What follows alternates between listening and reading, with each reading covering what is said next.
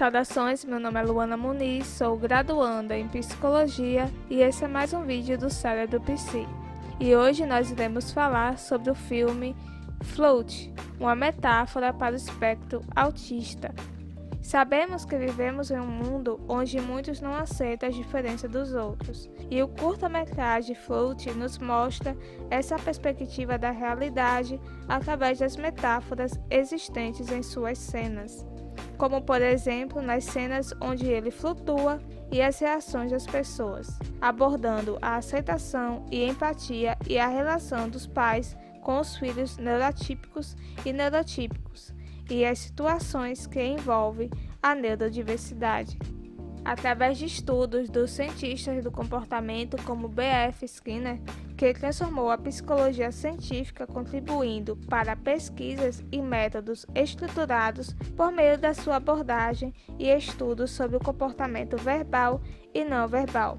O curta realiza essa demonstração do comportamento não verbal para demonstrar as ações dos personagens através de suas expressões corporais e faciais, sem emitir palavras, sem verbalizar. No início da década de 60, com as práticas deram origem à análise do comportamento aplicada, que é a base para terapias e tratamentos atuais como o ABA, ao qual eu mencionei no vídeo passado e estará aqui no card. A análise do comportamento aplicada é a base também dos estudos de B.F. Skinner, no caso, é a abordagem de B.F. Skinner.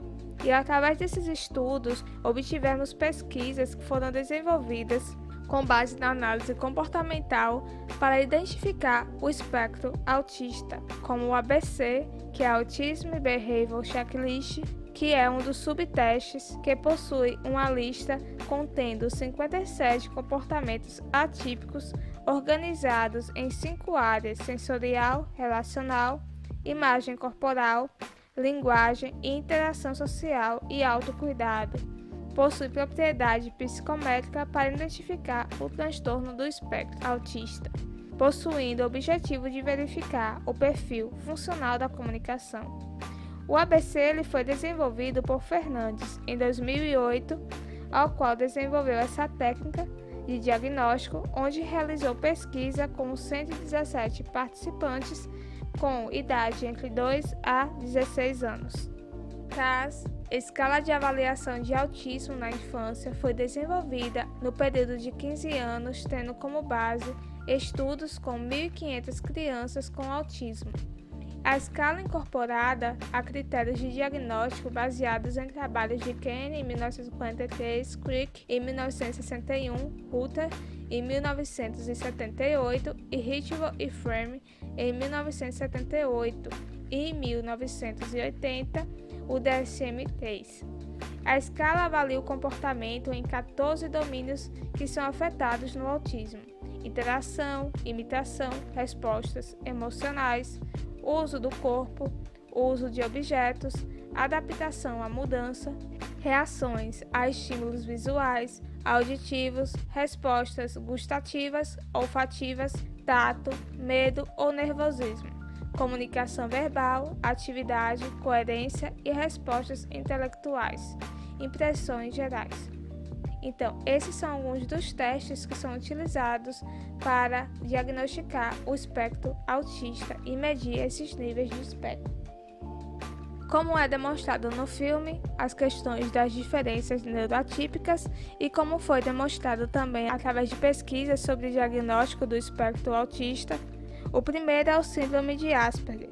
É o mais leve e é 3 vezes mais comum em meninos.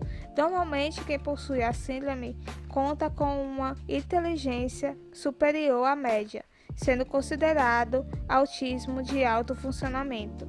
O segundo é o transtorno invasivo do desenvolvimento. É considerado um pouco mais grave que a síndrome de Asperger, tendo sintomas variáveis, porém o paciente apresentará quantidade menor de comportamentos repetitivos, dificuldade com interação social, competência linguística inferior.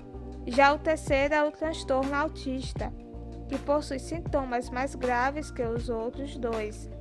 Várias capacidades são afetadas, como relacionamentos sociais, cognição e linguística. possui comportamentos repetitivos intensificados e é considerado o tipo clássico do autismo e costuma ser diagnosticado precocemente. Os principais sinais características desse autismo é a falta do contato com os olhos, comportamento repetitivo como bater ou balançar as mãos, dificuldade em fazer pedidos usando a linguagem e desenvolvimento tardio da linguagem. O quarto é o transtorno desintegrativo da infância, considerado o tipo mais grave do espectro e menos comum. A criança apresenta um período normal de desenvolvimento, porém a partir dos 2 a 4 anos de idade, ela passa a perder as habilidades intelectuais, linguísticas e sociais. Dentro desses espectros ao qual mencionei, tem os níveis. O primeiro nível é caracterizado como dificuldade para iniciar relação social com outras pessoas e podem ter pouco interesse em interagir com os demais, apresenta respostas atípicas ou incursivas a aberturas sociais. O segundo nível é o déficit das relações sociais e na comunicação verbal e não verbal. Apresentam dificuldade com mudanças com comportamentos repetitivos. E o terceiro é o mais grave. Alguns filmes que servem como base para compreendermos mais esse espectro do autista: Mel e Max, Float, ao qual apresentei para vocês, e Forrest Gump. São filmes que vão trazer uma perspectiva sobre os tipos de espectro e com suas diferenciações neurotípicas. E um livro que é interessante vocês estarem lendo é a Análise do Comportamento Aplicada ao Transtorno do Espectro Autista, que é de Ana Carolina Sella. A mesma aborda as questões do transtorno, exemplificando em seu livro, com muita objetividade, as características do autismo e as formas também de lidar com o autismo. Fica a minha recomendação de livro para vocês, ao qual tem relação com tudo o qual eu já falei e abordei para vocês aqui nesse vídeo. Pode-se correlacionar que o filme Float demonstra em suas cenas, principalmente na primeira cena, a principal, em que ela está com um comportamento típico e de repente ela modifica, demonstrando um comportamento diferente, um comportamento atípico. E essa mudança acontece rapidamente, em um momento ao qual o pai não espera. E essa mudança repentina caracteriza muito bem a questão do autismo e seus níveis de espectro também, ao qual são espectros distintos, ao qual mencionei, e que possuem comportamentos diferenciados, onde alguns são afetados em determinado nível comportamental e outros não são afetados tanto assim, não são muito evidenciados e precisa-se de mais análise e estudos para poder realizar um diagnóstico. Tem outros que podem ser diagnosticados precocemente com mais facilidade.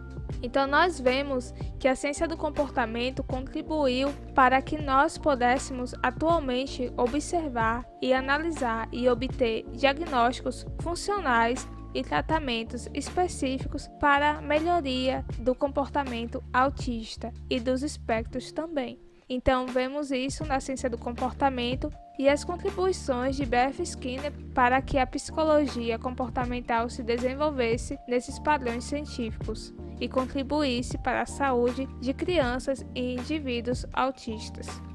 E dentre os tratamentos ao qual mencionei, nós temos o ABA, Análise Comportamental Aplicada. O ABA foi desenvolvido a partir de pesquisas e aplicações a partir dos princípios da análise do comportamento, com base na ciência comportamental. E o ABA significa Análise Comportamental Aplicada. Tendo mais de 50 anos de pesquisa científica, controladas e confiáveis, foram descobertos princípios baseados no comportamento humano. Foi descoberto que tipos de consequências aumentam ou diminuem a probabilidade de comportamentos que ocorrem no futuro, diferentes tipos de condições, antecedentes, motivadoras ou não. A partir desses outros princípios foi elaborado para desenvolver repertórios comportamentais saudáveis, O funcionamento não só como método fechado, pois é uma área de investigação e aplicação dinâmica que evolui na medida em que novos princípios comportamentais são descobertos por meio de pesquisa científica da análise comportamental.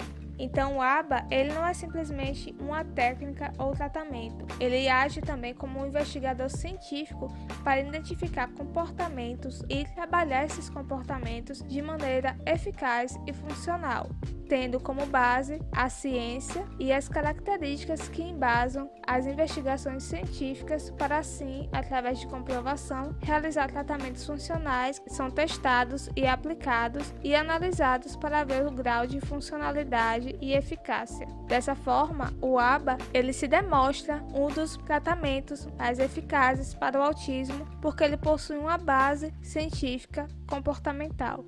Então podemos concluir que esses filmes sobre autismo como Forrest Gump, Mel e Max e Float e os personagens em si são demonstrações dos comportamentos autistas e também demonstram as dificuldades que eles enfrentam mediante a sociedade e o preconceito social. Isso é evidente em nossa sociedade e isso também dificulta alguns avanços, pois muitas vezes os pais eles não sabem lidar com os comportamentos dos filhos e nem sabem identificar ou não são instruídos a levar um profissional adequado.